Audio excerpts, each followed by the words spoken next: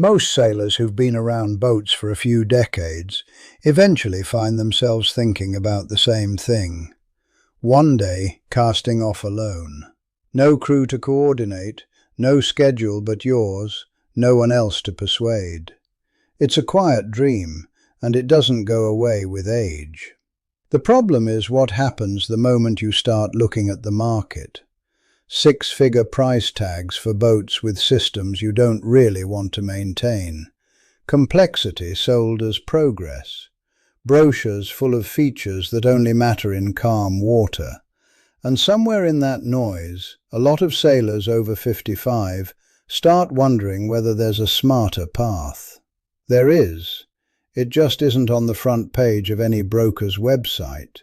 Around older marinas, on forgotten listings, at the back of boatyards in New England, Florida, the UK and the Pacific Northwest, there are boats that most buyers walk past. Some look dated. Some have narrow cabins. Some have reputations for being slow. And yet, for a solo sailor past 55, who cares more about arriving safely than impressing anyone, several of them are quiet gold mines. Here are 10 that deserve a closer look.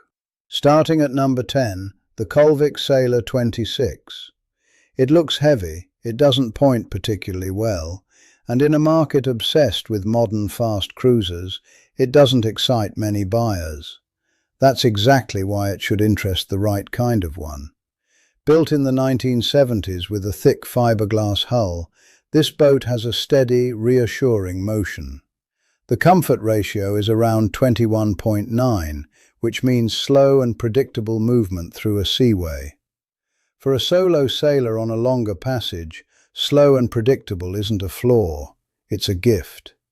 It reduces fatigue and keeps seasickness at bay. Yes, she'll make some leeway when pressed hard upwind, which is one of the reasons the market overlooks her. But the skeg-hung rudder keeps steering stable and protected, and owners tend to describe the same thing. Not a champion to windward, but off the wind and on a reach, the boat simply takes care of you. Bulletproof is the word that comes up most often. Number 9 is the Bristol 27. Most buyers skip this one because the beam is narrow compared to modern 27s, and the cabin feels small for a family. Fine, but you're not shopping for a family boat.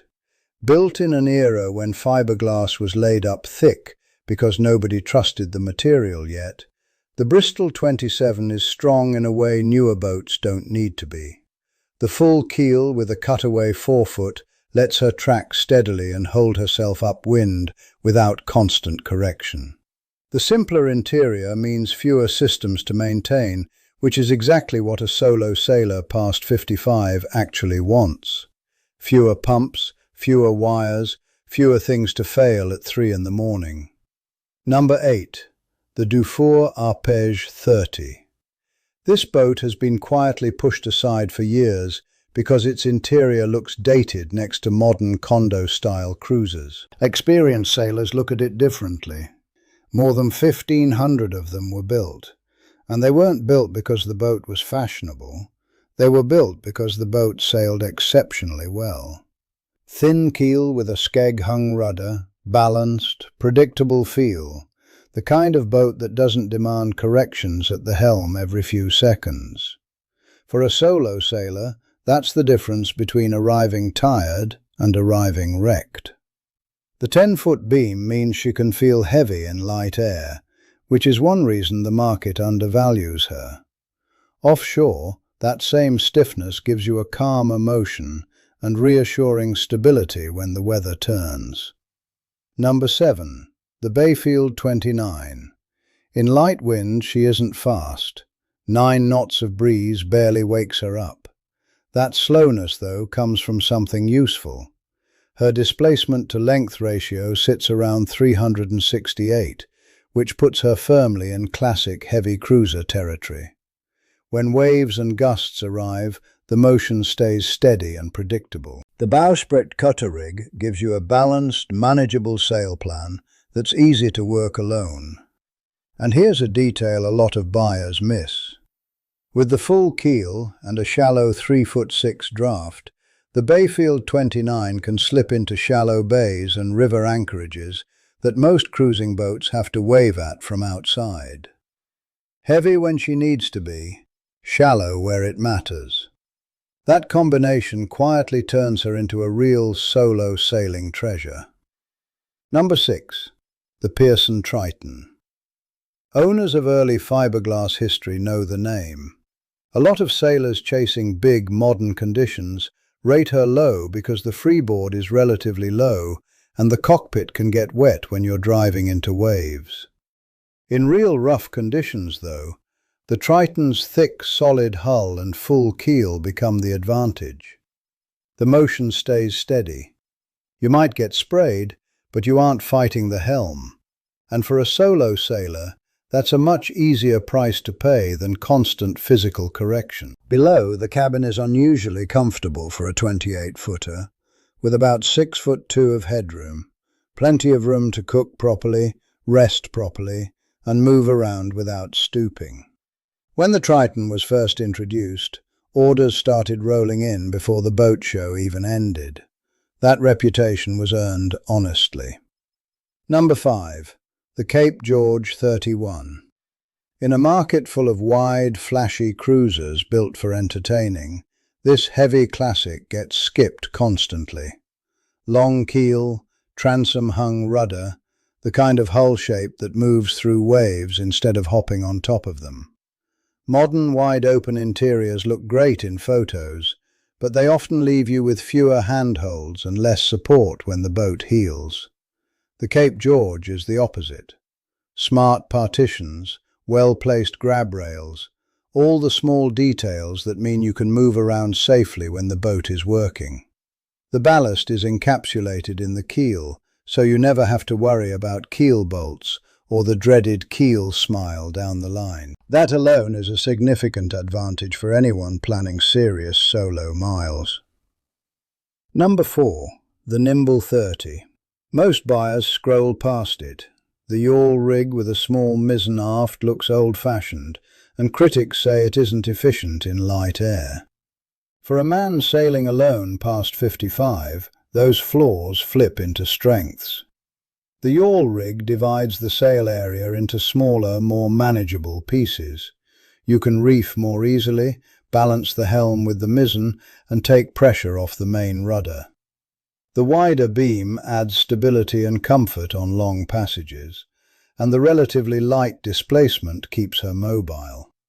For a small solo cruiser with genuine capability, she's worth a much closer look than she usually gets. Number 3. The Allied Seawind 30. On paper, unimpressive. Modest speed, dated interior, and most examples on the market will need a refit after decades in service. At the dock, she almost never gets a second look. Offshore, it's a different story. Full keel, keel-attached rudder, and a hull that settles into a steady track and stays there. When the wind builds to 20 knots, you're not fighting the helm. The motion just becomes easier to live with. She's not glamorous, she's affordable, she's proven, and the Seawind was the first fiberglass production boat to complete a circumnavigation. That history isn't marketing, it's a fact the used market still undervalues. Number 2. The Freedom 32. Traditional sailors often find this one strange. A freestanding mast with no shrouds and no stays. Critics say it's harder to tune and doesn't point as high as a proper backstay sloop.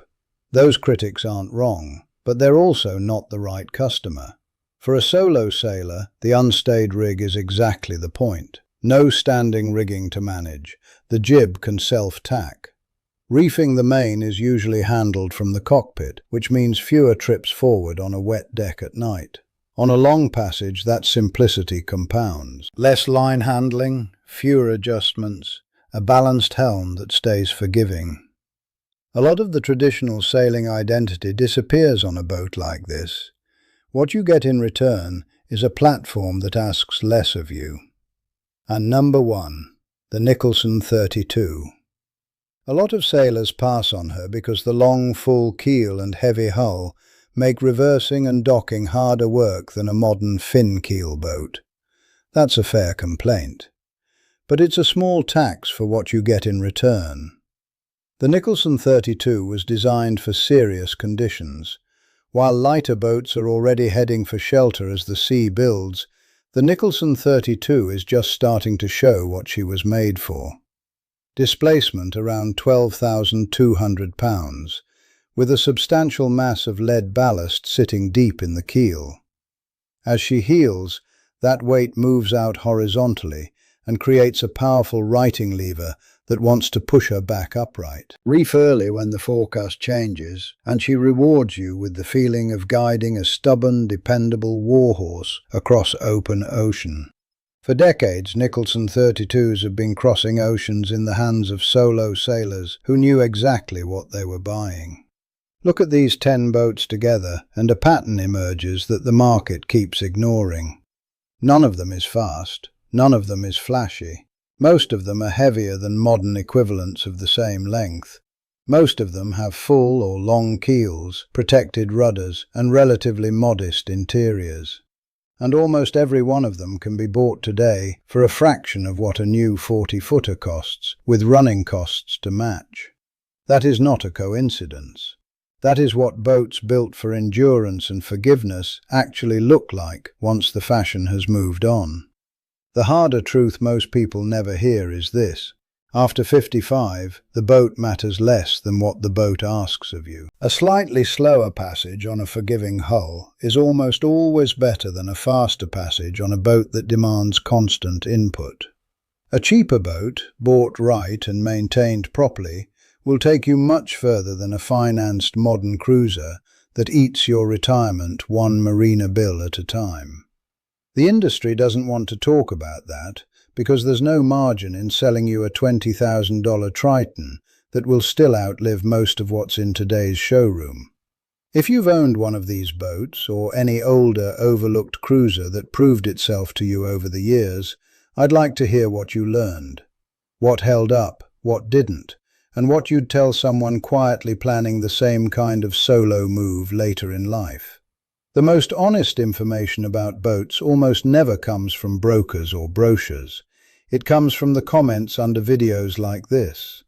If you want more of these straight, practical rundowns of boats worth trusting, subscribe and leave a like. That's what this channel is built for.